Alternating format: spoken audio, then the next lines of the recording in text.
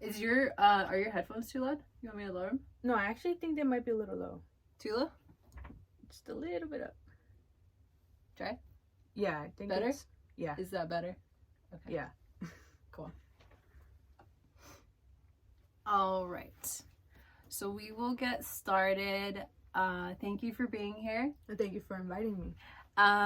Okay, so go ahead and introduce yourself and then introduce your business. All right, so my name is Atziri, but I go by Jacks online. And I am the co-owner of Barrio Drive, which is an undocumented Latinx-owned brand that really just focuses on social justice issues, but also through social justice issues, we also make products that also celebrate our culture. Cool. And then you also own the business with your sister, right? Yes. Okay. And when did you guys get started on this business? So officially, the business started in 2017. We used to be called Adelita's Apparel, and then this year we changed the name to Barrio Drive. But way before we started the brand, we decided that we wanted to create something to be able to afford like books. My sister was in college, so she really needed money for books. Mm-hmm. And I just wanted like shoes and stuff like that. So we told my dad that we wanted to start our own business, and he gave us $50 each. And with those $50, we created our separate businesses. She did a vintage brand, and I used to sell what are they called? Oh, band shirts. So I used to sell Nirvana shirts and stuff like that. But we both got big on our own separate shops, but it was kind of like, it felt kind of fake because I was selling shirts to like let me just have you talk a little closer. I was selling shirts to like famous people, but they weren't my shirts. So I was like, hey, let's create a brand together that we could like not only do something with it that really meant something and belonged to us, but also just something that we were really proud of. So then we began to create what used to be Adelita's Apparel and what now became Barrio Drive. Okay. And so this was all in 2017, 2018, I'm assuming? Yeah, like 2017 and 2018. Okay, cool. And then, so you guys decided to work together, and did you guys have, like, did you guys start off on the same page of everything, or, like, have you guys had any clash or, like, challenges to, like, with each other? I think the first clash was the name. It's really hard to come up with a name. I agree. My sister was like, Adelita's Apparel. She really loved, like, she's very vintage, so she really liked the name Adelitas for what they were. Okay. Yeah, so I at the moment did not really care for it. Like, I was like, yeah, you pick it. We picked Adelitas, and it was like, okay. And that was, like, the biggest hurdle. Okay. Yeah. The same thing happened with me and my friend when we were starting our events and stuff. Like, we kept clashing on the names. That was like a big thing, and we, for the longest time, it took us like months to get like just a name that we agreed on. But yeah. Okay, so tell me about like your guys' background. Like, what's your hometown? Like, where are you guys from? And just give me some background on that. So that's a hard question, especially because we're undocumented. I'm undocumented. Yeah, we're undocumented. So we were born in Tepatitlan, Jalisco, and we came here. I was 5, my sister was 9, and we came here and lived in, man, I don't know where we used to live, but more closer to downtown LA. What age did you guys come here? So I was 5, my sister was 9. Okay. Yeah. Do you remember a lot or not really? A little bit, not really though. Okay. Yeah. So what would you consider like your hometown? See, that's also hard. We moved so much. Okay. So we've been between Inglewood, South Central. We live in Compton now.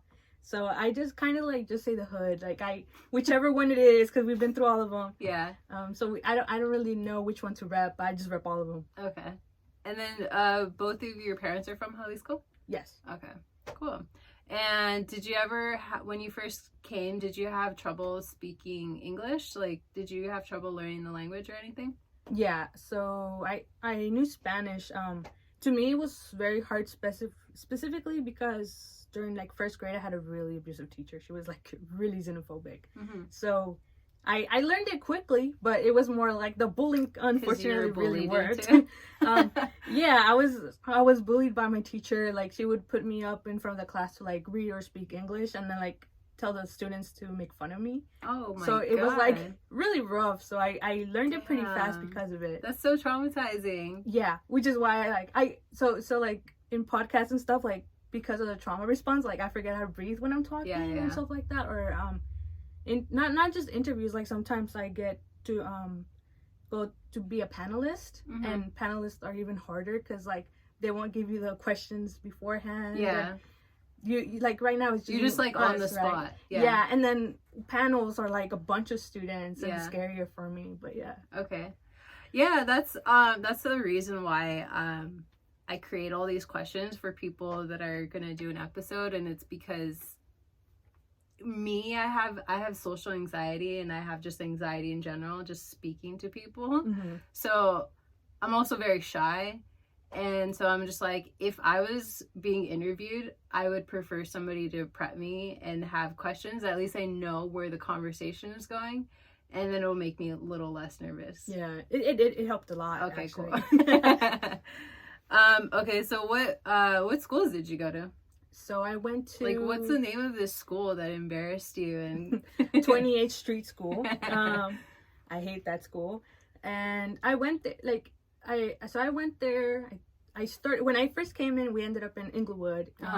So I went to Sentinel Elementary School, and from there I went to 28th Street School. Okay. And then from there I went back to Sentinella. No.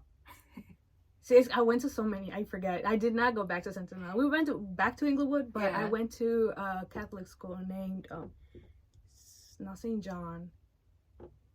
It doesn't even exist, so I don't remember the name of it either.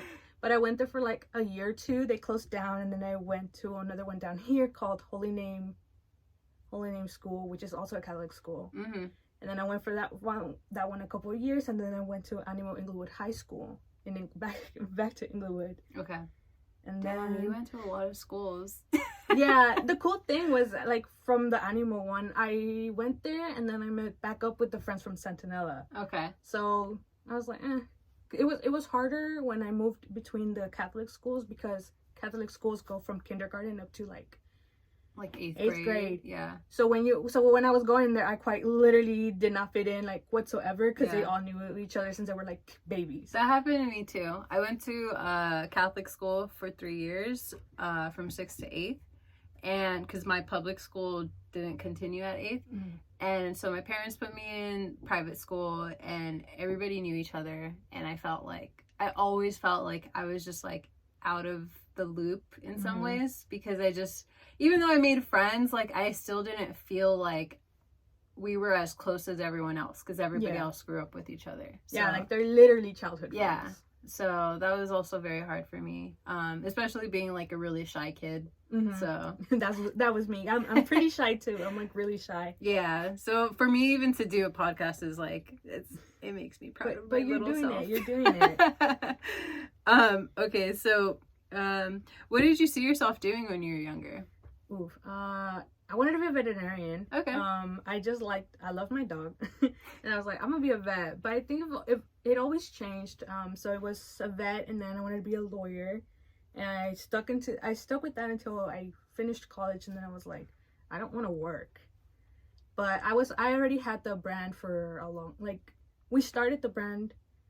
I had the brand from like freshman year, or like the end of freshman year, but I graduated 2020, so that was pandemic, and then I was just like, I'm not trying to go get a job and get COVID. Yeah. So thankfully, I ended up having the brand to work with. So the brand, we had it since 2017, but we didn't have the time to put into it till like 2020, when I couldn't do anything, and I was like literally at home, like forced to do it. Yeah, and I loved it, and I used to do it in school, but not as much, because I was going to school from like 6 a.m. to 10 p.m. Yeah. So when it was time to when I graduated, I was like, oh, okay, I could put my full time into this and be like, you know what, law school is not even that important. Like, I don't really want to do it. Does any part of you still consider, like, maybe in the future you'll do law? Maybe, but see, my thing is, I would only do it if it's paid, like somebody else pays it. Like, I'm not paying for it, because at that moment, it's going to be a hobby to me. Yeah. Like, there's no, like, to me, there's no point in putting money into something I'm going to do as a hobby. Yeah. Like getting into debt for it. Yeah, like $60,000 for like something I'm gonna do for fun. I don't think so.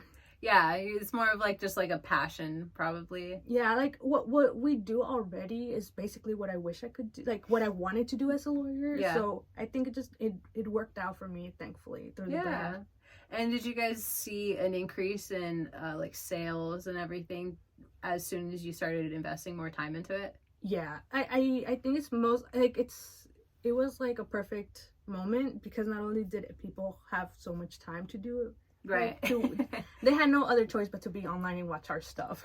True. So it helped in that way, and then we were putting more time into it, which created us more revenue to make more products. Right. And even now, like, we're doing a lot better than what we used to do, and it's mostly just the fact that we have different, like, we've grown. Yeah, I know you guys have grown a lot.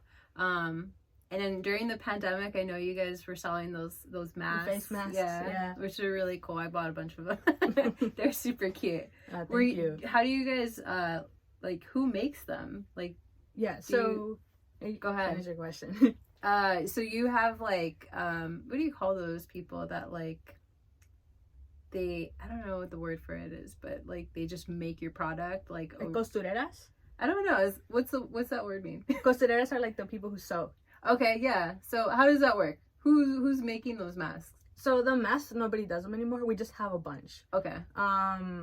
So when COVID hit, my mom used to work at the swap meet. Let me just have you talk a little more. Yeah, that's better. Yeah, that makes sense. Yeah, that's a lot better, actually. So my mom used to work at the swap meet, and when COVID hit, swap meets closed because they're open air and there's a lot of people going through. So what happened was that my mom had a friend who literally only had $20 in their bank account, and they needed money to eat. So my mom was like, "Oh, mis hijas tienen una tienda, so let me talk to them." And at the moment, we didn't want to have any of those products, not because we didn't want to help people, but to me, it was weird to sell products that people needed to live. Like at the time, masks were something that you just needed to have, or else you would get sick, and we didn't have vaccines, so I didn't want to profit off of that. So the way that we ended up doing it was that we were having my mom's friends who needed that support make those masks, and we would give them all that money back. So there was no profit off of that. Oh, wow. Yeah, everything was, you paid for the mask, and we just paid them to be able to make them. And you guys are like the middleman in a way. Yeah. Just like kind of distributing it in a way. Damn, that's super cool. I didn't know about that. I knew you guys were doing like, it was like made for, and then it was going back. I didn't know 100% was going back to the people. It was all going back to them. That's super cool. So, and then I also noticed that you've gone really heavy on like, I don't know if the word like being an influencer or just more of like creating content. You got really good at that too. Thank you. What like did you have to do research about that? Like what year did you start saying like I'm gonna make these videos and make more content for the company? I think it just happened that TikTok became a thing. Like I've always recorded stuff. Like all my friends knew that I always recorded them. Like I grew up with that. My dad used to always have he has his dad camera. We have like every single Christmas recorded. So I grew up having that. Like I had my GoPro and basically started doing the same thing my dad did, just from my perspective. And the goal for me was like, oh, he's not in his videos because he's recording us, so I'll record him, and then one day I'll like edit all the videos together, and we'll both be in the Christmas videos and stuff like that. So then like TikTok happened, and I was like, well, I'll just start posting these videos too. Like I didn't really think it was gonna become anything out of it, but thankfully like people started liking the videos that I made, and also I feel like it gives a lot of a different perspective to people based on like what my life is and what the undocumented life is, because I think a lot of people don't really realize like, yes, we're a lot of people are pro-immigrant, but a lot of the pro-immigrant voices are from children of immigrants and not actually immigrants themselves. So I think a lot of people are like, oh, there's immigrants who are actually talking about like them being undocumented, and I think that helped a lot too. So not enough people do hear from actual like undocumented people's voices, right? And then it is important. Why do you think that is though? Like, why do you think people kind of shy away from their like, I guess like sharing their opinions or their voices to be heard? Why do you think? I think the first main issue is that there's a lot of fear in it, right? Right. We grew up being told that people shouldn't know that we are undocumented. Like even me, True. I went to high school and somebody asked me like, oh, I see, they saw my mark, and they were like, oh, you're not from here. My mom has that. Yeah, so we call it the mark, and it's like, what does that mean? They gave us like a vaccine, so it's like everybody who is born outside of the U.S. has a vaccine, and your skin that used to be there like falls off, so you have a scar. Yeah, that's crazy. So we call it the immigrant mark. That's crazy. I'm like thinking about it now. Okay. You're like, Mom, I have a question. No, my parents were both born in Mexico. Well, that's why. It doesn't mean that they're undocumented. It just means that they weren't born in the U.S. Okay, yeah, they were both born in Mexico and they came here as kids. So, but yeah, when I was younger, just like family or people that we knew, it was always like, don't say anything. Like, they can't. They have to be like, don't share any information from this. Like, it was like very hidden and like hush hush, like to make sure that nobody finds out, obviously to protect them. But I think it is important to still like have your voice shared, even though it can be scary. Yeah. Were you scared like when you were little? Did people ever like instill fear and like tell you had to be quiet about it? I think just when I was little, because of my teacher whole situation, I think it was not scary that I was undocumented. It was more scary of, I knew not to be so extra about it, but the violence that did come with that. Unfortunately, I learned like at such an early age.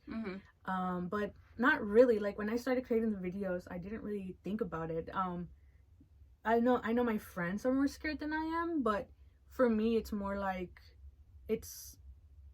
I'm like, as a queer person, I'm already told that I should be scared of my identity. So True. I feel like for me, it's always been like, why?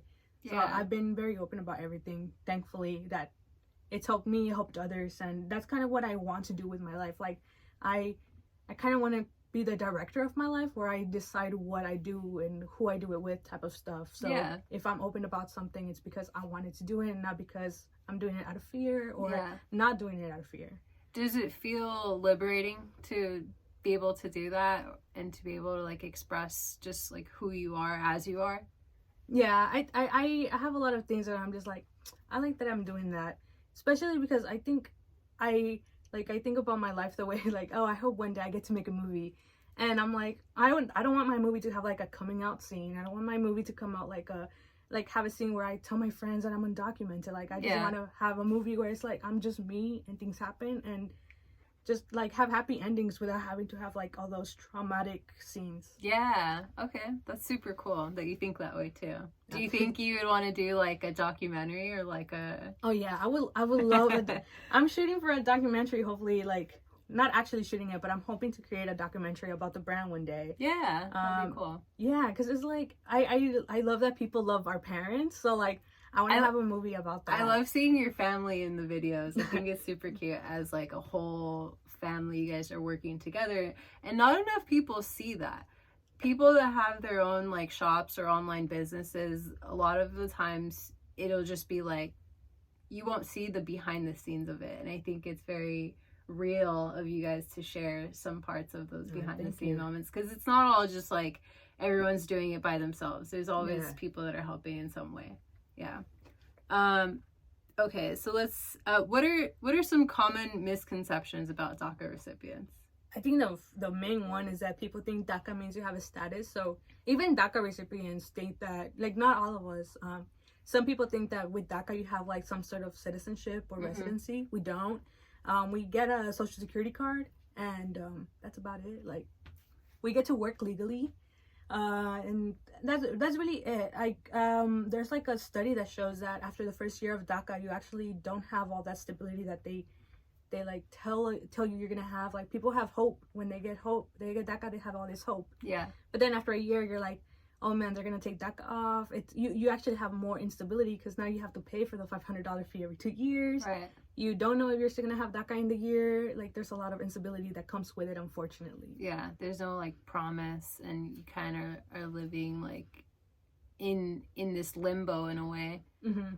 And that's like kind of a lot more anxiety in some way, or not a lot more anxiety than other people. I just want to say, like, it needs to be recognize that there's a lot of anxiety in that when you're very just like living unsure. Mm-hmm. And do you have any other like, have you ever heard any things that like people have said that you're like, that's not true about DACA? Yeah, I feel like it's not about DACA though. Like every other misconceptions are very much just about immigrants. Like, oh, they don't pay taxes. It's like we definitely do. Unfortunately, we definitely still have to. That we take people's jobs, and it's like, if you're worried about us taking your jobs, then you should ask your employer whether in hiring undocumented people, because it's not True. because it's because they don't want to pay you what you're worth, and they don't want to pay us what we're worth, but we don't have another option type of deal. Yeah, that's fucked up. That's always the case. Mm-hmm. I've been meaning to follow up on what was going on in Florida a couple months ago. I don't know if you heard about it or learned about it, but basically the governor of Florida was saying that farmers couldn't have undocumented people Mm-hmm. as like their employees, so a bunch of farm workers got bused over here to California. Did you hear about that? Yeah, like unfortunately, there's a lot of laws being passed like that. Like even today, I believe in Texas, they passed they're sending it to the governor to sign. Mm-hmm. I believe it's called like SB4 or HB4. I'm not sure on that, but Yeah, basically, like you can't even drive somebody who's undocumented in your car. You'll get like a 10-year sentence. Yeah, And it's so sad, and it not only sad, like it's actually very dehumanizing to have that, because almost everybody knows somebody who's undocumented. Like if your mom is undocumented, you can't even have her in your car, or you'll get go in prison. And like I wish it wasn't like that. There's a lot of things that I wish we could fix. Like even there's just a lot of things that I wish we could fix, and it's dehumanizing for everybody, especially when I don't like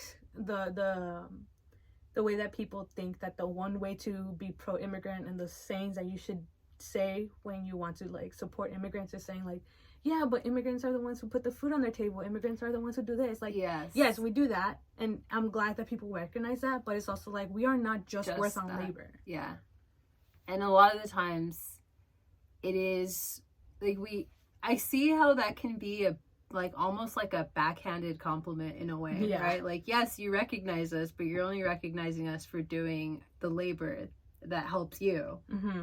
And I could see how that's like really annoying to hear.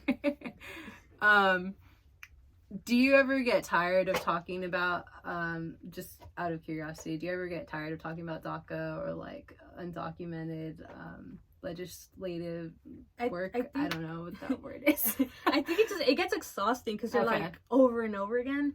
But I think it's a privilege where we have the platform that we have because of who we are and what our status is. So I think it overweighs the annoyance that I might have sometimes. But it's just like the DACA. It's like whenever they're trying to take it off, and you're like, sometimes I'm like, at this point, just do it. Like I just do something, because it's really annoying to not like you're one day you have DACA, the other day they're like, we're gonna take it off, and then the court's like, you can't, and then they're like, but you could do it this way, and then you're like in a whole limbo, in a loop, and over and over again. Yeah. And it's like you don't want to hear somebody like hurt you and then say sorry and then hurt you again. Yeah. And just you're stuck in that cycle, right? It's just annoying. Yeah, I see. Almost like a toxic relationship in a way. Yeah. You're just like, just break up with me already. Exactly. That's how I am. Just like, just do it. Just do something with it. Yeah. And just not have me here. Yeah. Damn. Would you want to go to Mexico? Like, oh yeah, I would love to. Yeah. It's just I can because of DACA, but like I said, I like to direct my life. So like I would love to be able to go without having to have it with advanced parole. Like that's kind of that's very criminal. It is, totally. I'm being paroled back to my home, and it's not you because I have DACA, I could take advanced parole, right? But it's not guaranteed that I could come back. Okay. So for me, I'm still struggling with that because my parents are like, no. And they're right. I understand. They're like, why are you trying to go if you already have like a legal entry? So you don't really need to go.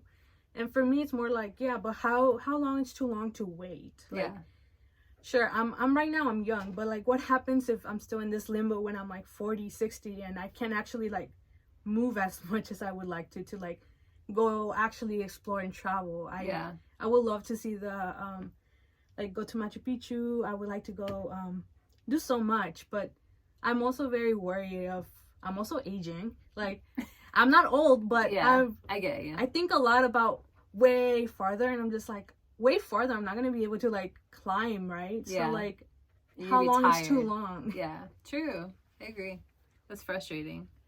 Aside from, like, DACA, because I know your business is kind of, it revolves around it a little bit, or at least that's one of, like, your points. Yeah. So, like, what shaped your guys' involvement for, like, just community building, like, aside from just like your political stances? And or I don't know if that's insulting to say political stances. I'm not a very, like, politically correct person sometimes, but you're good. So I might say things that are, like, annoying to hear, but other than that, how did you guys shape your community, like, involvement?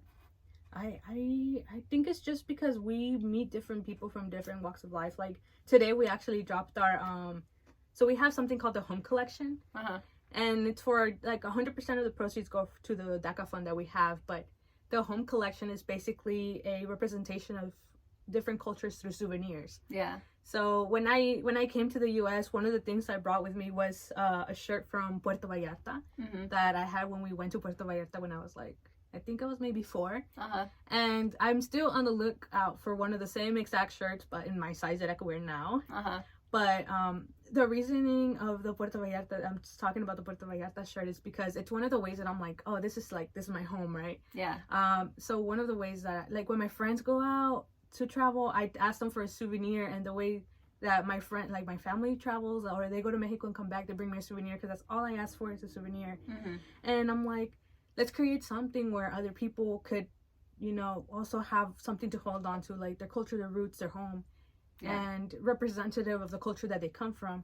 But I also didn't want to, like, monetize somebody else's culture. So the way that we are doing it is by creating souvenirs, but we're having it designed by, modeled by, photographed by that exact, like, people from that place. So the Oaxaca shirt that we created today that we launched today was designed by someone from Oaxaca, modeled by Oaxacans, and photographed by somebody who's from Oaxaca as well.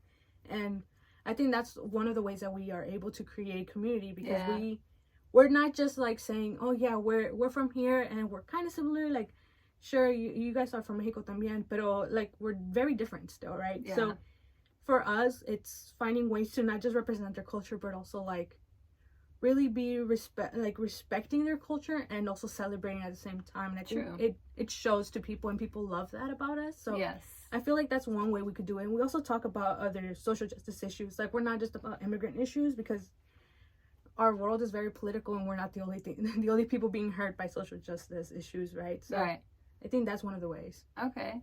How do you feel about the word immigrant? Does it faze you? Does it bother you? Like, what do you, I mean, I like it. I don't know. I think at some point it's polished, but it just depends. Like, I've noticed that if we say immigrants, we will get more likes, instead of saying undocumented. But interesting, immigrants is a lot more polished. So if you tell somebody like I'm an immigrant, they're like, oh yeah, like, I'm glad that you made it, you're making it here. If you say you're undocumented, they're like, you're not paying taxes, right? Interesting. So it's just wording. Okay. And then, like, have you ever had people tell you, like, you're not an immigrant, your ancestors are indigenous to this land? I hate that. I hate it so much, because there are people who are indigenous, but I think it's also important to realize that not all of us live as indigenous people. So, like, do I have indigenous roots? For sure. Yes. But do my parents live like their indigenous ancestors? No. Do I live like my indigenous ancestors? No. A lot of us don't actually have that connection, unfortunately. Like, I know a lot of us would love to, but it's also, I feel like it's very you're taking away from the indigenous experience that other people have. I feel like we're, like, not almost like whitewashing it. There's a perfect word for it, but I don't have it in the moment. But there's a word for it where you're, like, getting the indigenous community and, like, putting them away and saying, like, no, it's because we're indigenous. And also, like, the saying, like, oh, we didn't cross the border crossed us. That doesn't apply to every immigrant here, right? Like, there's people who didn't they're not Mexican. Like, you're talking about the Mexican border. What about the other immigrants? Right. True. And I should have asked this earlier on. What did you major in school? Philosophy and political science. Okay, cool. Because I'm like, you use good words and you speak well, so. I try. You're probably in a social science major. Yeah, I love school. Were you pressured into going to college, or did you plan on going to college? Like, how did that work? No, my parents are very much like, if you want to go to college, go to college. If you don't want to go to college, you better work. Okay. So it was more like just something. Okay. Yeah. Okay. And then I don't know if you answered this, but what made you guys change the name? Like, you changed it a year ago, right? We changed it in, I believe, April. Okay. So almost a year. Yeah. Sorry, the beginning of the year. Okay. We changed it because I don't want to say I didn't like it, but we just outgrew it. Okay. Fair enough. I wanted a name that didn't represent, like, first Barrio Drive represents us a lot better. It's about community, while Adelita's Apparel was very focused still on, like, Mexican culture. And yes. While we are very proud to be Mexican, mm-hmm. we are, it's hard to say that I don't want to say that we're not Mexican. It's more like, as people who are undocumented and can go back to their home, it's very hard to feel very close to home. And I feel like Barrio Drive is a lot more about representative of what we do. We do a lot of community work, and we're still, like, really working on something that is not so, like, Adelita's was very, like, female, very woman, and a lot of men didn't know that we sold not just women clothes. So it was just a lot of little things that we were nitpicking. And yes. I was like, I like Barrio Drive a lot better, and we've had the name saved up for a long time. Okay. But my dad, like, we were gonna have our first event. My dad was like, why don't you just change it right now? Like, we were gonna buy a banner. We wanted a 10-foot banner, and it was a lot of money.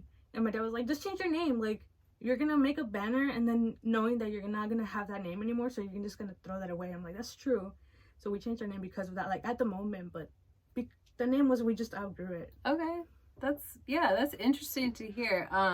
It's interesting how, like, little details in having a business or a company, like, something is like a name or words, like, you know, how you're saying how undocumented doesn't get as many views as immigrants. And it's just like, do you ever do research on these, like, words, like specific words that you have? I wish I did. Like, there's a lot of things that you could learn if you research it. Like, data does so well, but I just don't know how to do data. But I notice it. Like, you could notice it. Like, our brand started selling to a lot more men when we changed our name. A lot of people went that extra mile to check what we even sell, because Adelita's Apparel was, if you see Adelita's Apparel, you're like, what do they sell? Apparel. So a lot of people didn't know we had stickers, we had dog toys, we had dresses, like a lot of other things that we sell, right? Yeah. Barrio Drive, it just sounds like cool to people, so they go that extra step to actually go ahead and look at what we sell, and then they find all these other stuff. Well, Adelita's kind of sounds like I think it just sounds like a traditional Mexican store that sells, like, dresses, right? So right. I think it just really shaped differently what we sell and what we look like to people before they even look at who we are. And it also just sounds a lot more streetwear for people, so it's a lot more tied to what we do than what our old name used to be. Yeah, so you feel like it like helps define you guys a little better. Yes. Cool. What are some, I mean, I'm sure having a business, you come across, like, a bunch of challenges. What are, like, some of the biggest challenges you guys have overcome? The first one was finding people who, like, took us seriously. Like, streetwear is very much male dominated. We're still finding out our space there. I think a hurdle I'm going through right now is not being labeled as just a queer brand. We just did our first Pride collection this year, and so it brought a lot of eyes towards our business. But because I look the way that I do, I feel like a lot of people just put us as the brand to support during June, and it's like, hey, we're Latina too, like, you know, put us also in, like, you know, it's Latinx Heritage Month. And I think that's something that I'm trying to figure out how to get over, because I am the face of the brand, so I feel like people very much just tabled me for June. And I was just like, please don't do that. Yeah. So your sister, she doesn't want to be the face of it, because I feel like you're more of the face of it than... I don't think it's necessarily she doesn't shy? want to. I'm actually the shy one. Okay. It's just the fact that she just does not have the time to create the content or even be in the content. Right. You said she is a therapist, right? Yeah, she's a trauma therapist. And so, damn, like, how does she even have time to, like... Yeah, that's why she does it. She wakes up, goes to work, and then comes back, like, at 8 p.m. So she really does not have the time. Okay. I've seen videos about your backpacks. Can you share a little bit about your backpack? Oh, so I love backpacks. So this is not the one made by us, because mine's in the washer. Okay. Yes. And I was like, I want to take mine. So our backpacks, I love backpacks. Everybody who knows me knows that I take, like, I used to go to college, and you know how every day you go to a different class. So every different, like, Monday, Wednesday, Friday classes had different backpacks for my Tuesday, Wednesday classes. Mm-hmm. And it's just because I absolutely love backpacks. I have a whole box in my room just specifically, like a toy box that is meant for kids.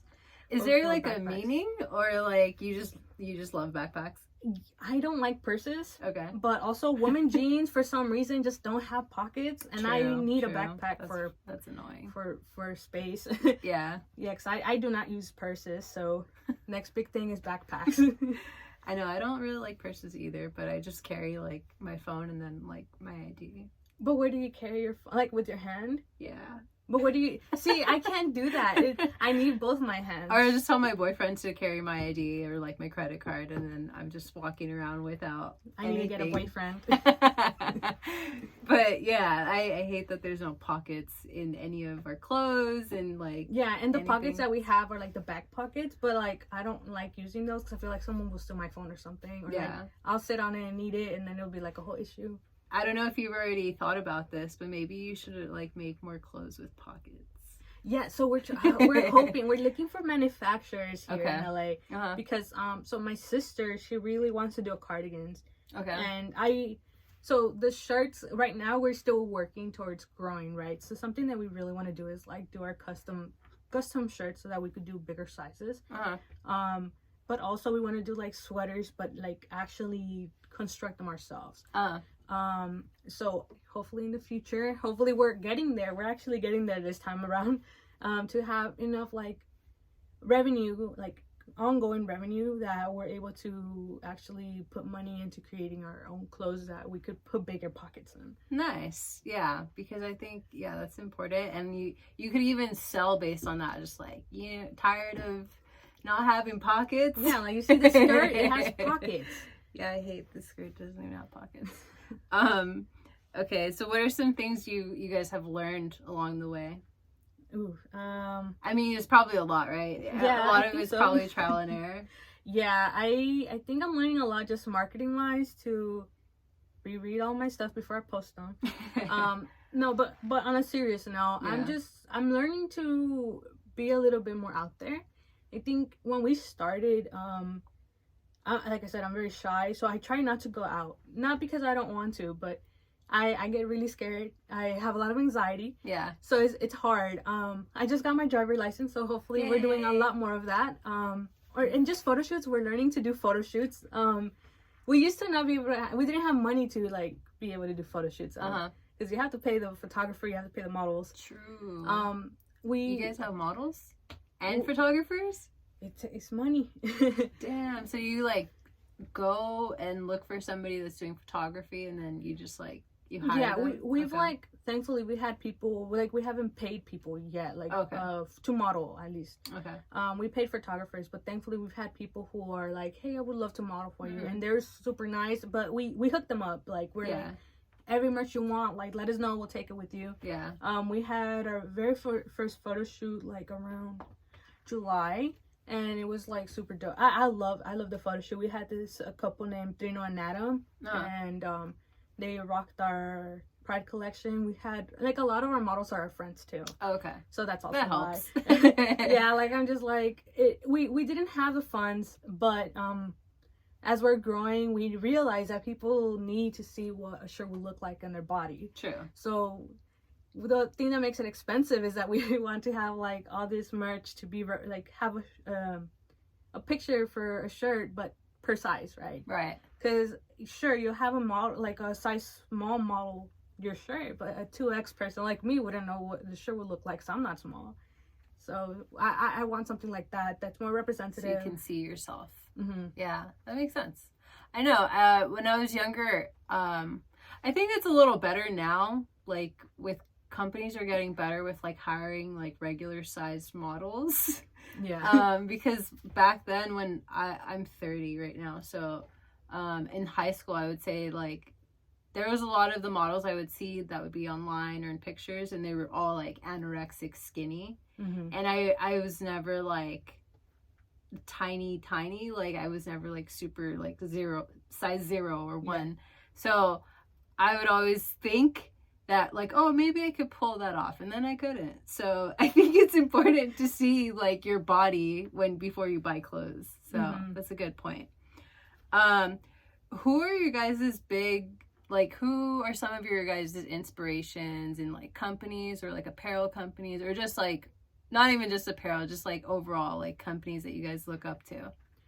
Ooh, I don't think we have some. No? Like, if I'm being honest, like this isn't even like me not trying to promote anybody. It's just I've never had like a brand that I'm just like, I love that brand and I want to be like that. them. Yeah. Because I feel like I am creating something that is different. It might not be to other people, but to me it feels different.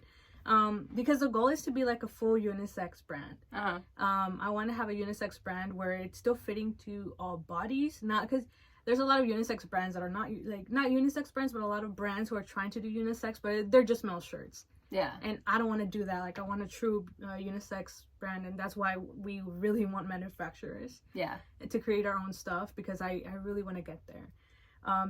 If we're looking at like marketing, let's talk about that. Yeah, I really like to Obey, but not because I like Obey's clothes. More like I like the politics behind it, the social justice behind it.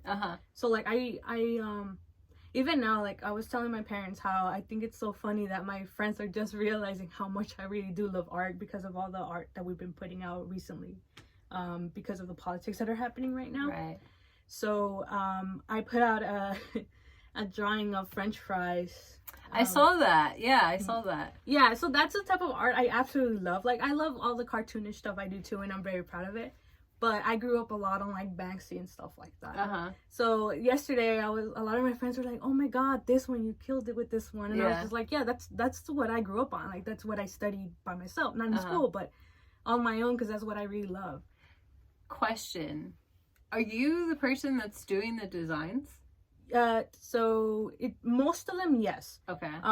Like there's like this one, I didn't draw it, but I designed it. Okay. So sometimes there's things like I am not an artist, like not full time, like fully an artist. There's things that I have to tell myself, hey, you know what, you can't really do that. Tell somebody else to do it. But I draw it out, I draft it out, and then I send it over to get drawn. Oh, okay. So like cleaned up, or maybe basically, okay. Yeah. That's really cool. But all like the posts that we've been posting recently, like the McDonald's one and all of that, I did that. You did that. Damn. Do you care to talk about what's going on right now, like politics wise? We can. It depends on you. No, I mean, like, I'm open to it. What's your opinion on it, on everything? I think that we should free Palestine. Not even think. I know. I don't think it's much of a question.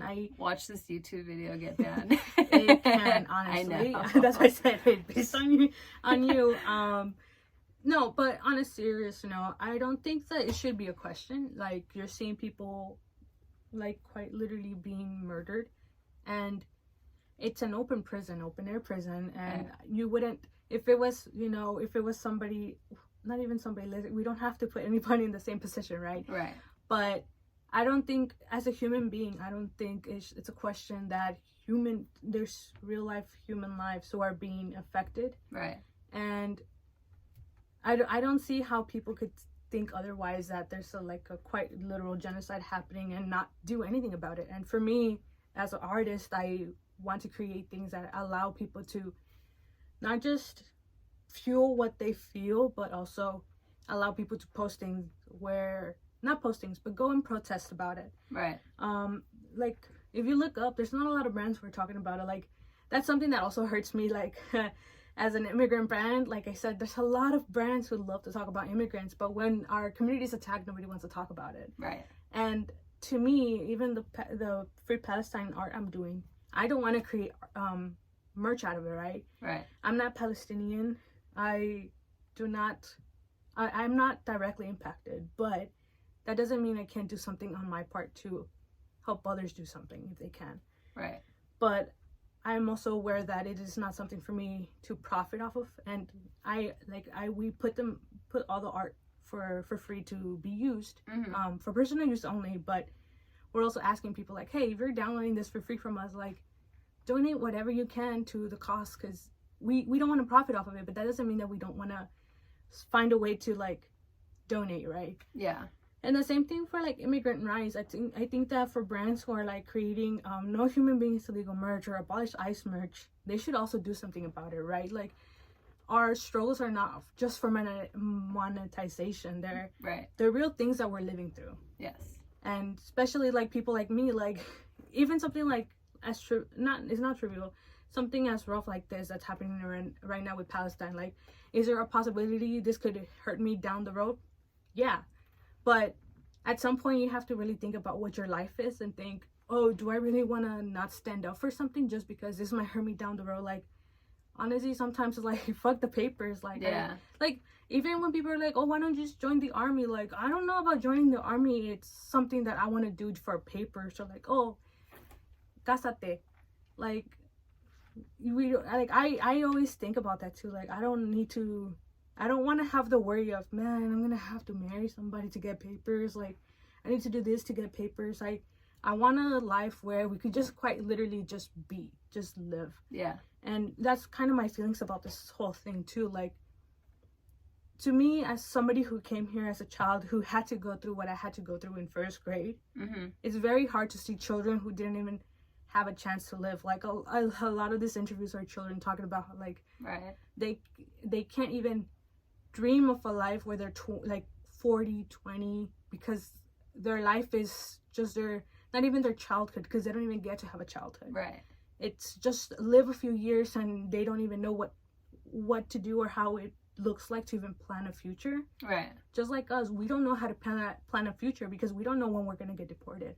So to me, it's a very black and white deal, right? You're either standing up for humans or you're siding with people who are committing genocide. And it's not that it's not oh, this person's bad and this person's bad. No, it's a whole community against a oppressive system. Like, a lot of people are mistaking it of being like Jews, right? Right. It's not against Jews. It's about an oppressive system who was hurting a whole community. Right.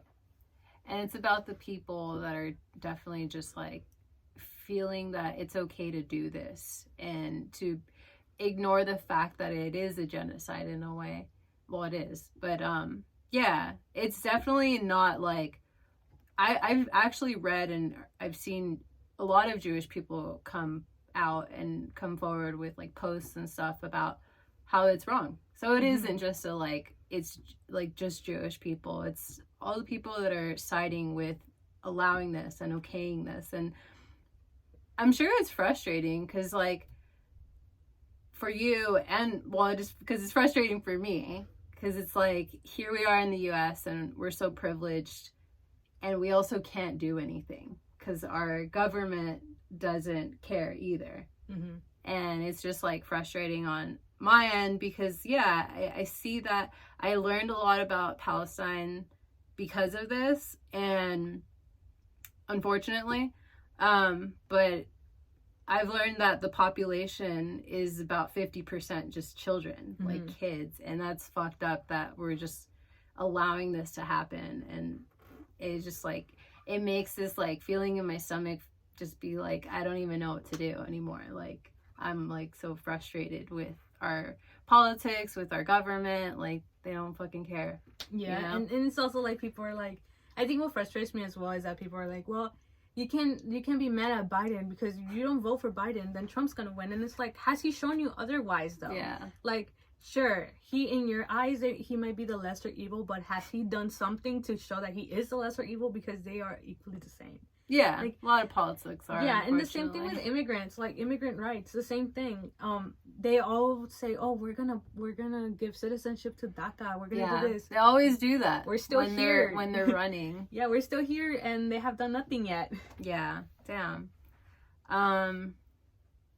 Do you have anything else to like say about Palestine or like the war or anything? I don't think so. I think I've just been like drawing, and I think for me it's more like I want to create a world where people could kind of just like be within each other. Like I love seeing that people are starting to see what's going on, and not just starting to see it but doing something about it. Like seeing that, like, I don't know if you saw the video of the kids protesting through Roblox. I'm like, I love that. I didn't see that. They did a whole protest in Roblox because a lot of them can't go protest because they're children. But I love seeing that the generations, each one that's coming up, we're all starting to really create a better like world for each other, and that's something I really love seeing, because like I like to think that for us, the reason why we include our parents in our videos and all that is because I like to see the American dream as something that we could create with our parents. So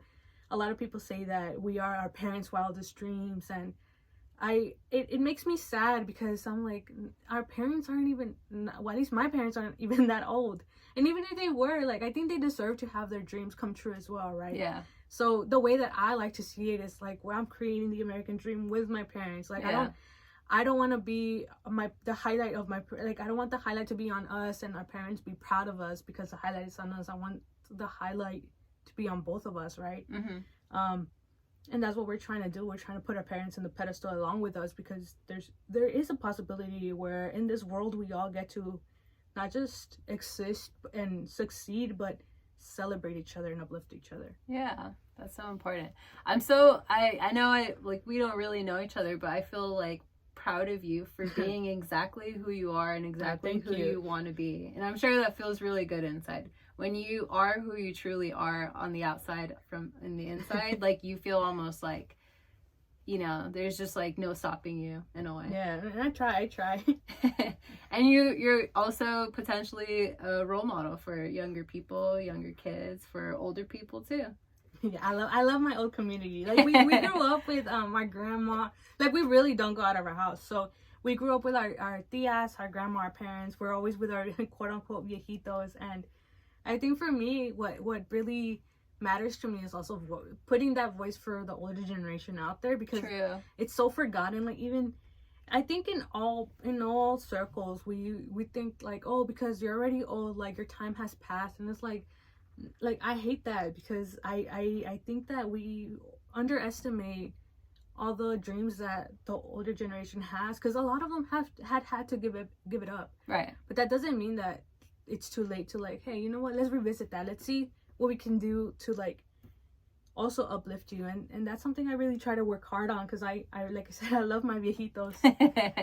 They're funny and they always have the best stories. Mm-hmm. I was thinking about that driving here. I was just like, you know, it would be so cool to have just people's like grandparents or like, you know, older tias or tios just like being interviewed, because you think about podcasts and you think about, it's like a memory that you hold on to, and it's like, you know, you never know what could happen to anybody, unfortunately, and to have this memory of just this person's voice and just like them sharing their opinions, and it's like locked in forever. You get to hear that voice forever, and it's just, there's something so powerful about that. I think you should definitely do it. Like so like I said, I record everything. So my grandma passed away in like 2020, and because of all the stuff we used to do with her, like we played so much with her. We have her like dancing to Bad Bunny, saying like hi to her YouTube fans, all of that. Because she used to be our model. She was our very main #1 model in our brand. You guys still have some photos of her, right? Yeah, on your website. She's still up there. So we always like recorded her for her birthday. We threw her like a fake big quinceañera every year. Oh, we themed it. We had photo shoots. Actually, like on my wallet, actually. Let me see if I could have it right away. Yeah. In college, I used to pass pictures of my grandma in college. So like random people who went to college with me have pictures of my grandma in their like laptops and stuff like that. And I thought it was the coolest thing. Yeah. And I think that's something that like I really love about what I did, what college was for me. Mm-hmm. I'll probably show it to you later because I can't find it. No worries. But I love that I was able to create this world where people were able to like meet my grandma. Like for me, I moved school so much. Yeah. And I think that's something that I really love about social media and the community we've been able to create. Mm-hmm. I've made so many friends online.